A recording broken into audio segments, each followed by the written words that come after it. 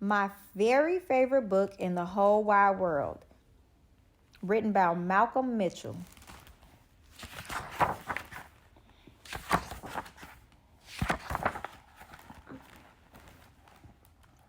Hi, I'm Henley, and this is a story about finding my very favorite book in the whole wide world.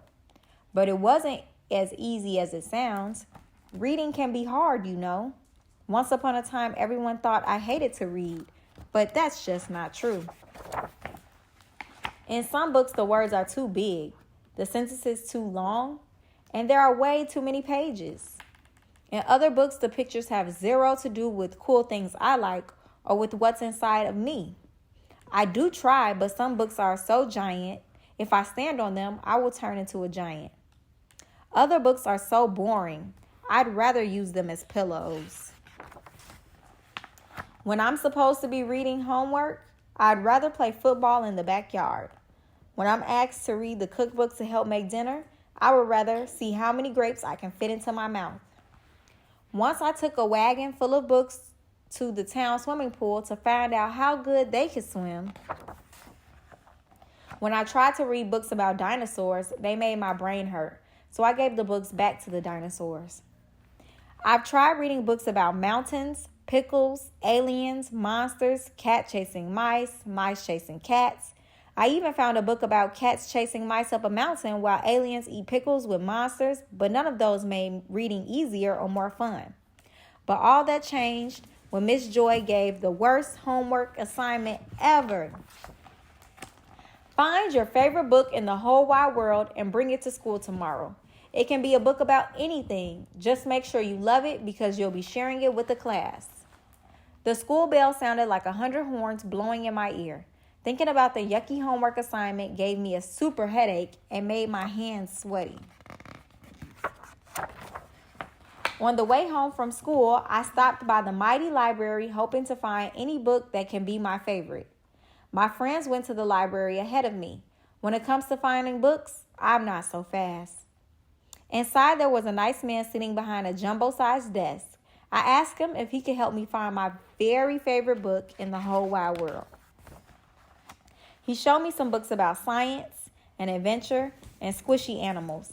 He flipped through the pages of books about flags, farms, and holidays. He found plenty of books with twisty big words, sentences as long as my legs, and pictures that tangled the pages. It gave me the heebie-jeebies. When I saw my friends in the middle of the library having fun and reading, I felt more lost than ever. The next place I tried was Miss Rankley's bookshop. Maybe she could help me find my favorite book. Miss Rankley did what she does best. She brought piles and piles of books. I looked and looked and looked, but I couldn't call any of them my favorite book in the whole wide world. All of those pages and all of those words made my eyes tired. I realized it was going to take a book miracle to find my favorite book. I grew a sad face and stomped all the way home. Mama was unloading the dryer, and she could tell I was having a crummy day. I told her all of the worst about the worst ever homework assignment. The library and Miss Rankley tried their best to help me find a book, but it was no use. I'll never find my favorite book in the whole wide world. With a voice as warm as rolls from the oven, Mama said, "Henley, sometimes the best stories can be found inside ourselves." After a sweet kiss on the forehead, Mama's words lit up inside of me. That's when I had a brilliant idea. The next morning, I could hardly wait for my turn to share my favorite book in the whole wide world. I stood proud as all eyes in the reading circle stared at me. Everyone thinks I hate to read, but that's not true. Yes, some words are too big and some sentences are too long, but that's not my biggest challenge. Before today, I just hadn't found the book I wanted to read. I hadn't found the words or pictures or pages or sentences or subjects that showed me.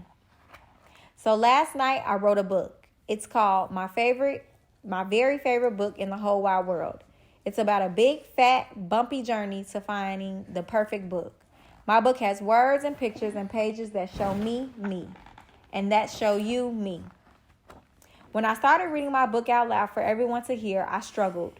But soon my words began to flow. The pictures I drew danced off the pages. Everyone can have a very favorite book in the whole wide world, even if they have to write it. When I was done telling my story, all my classmates clapped, cheered. My picture gave me a gold star on my homework, and that's the truth.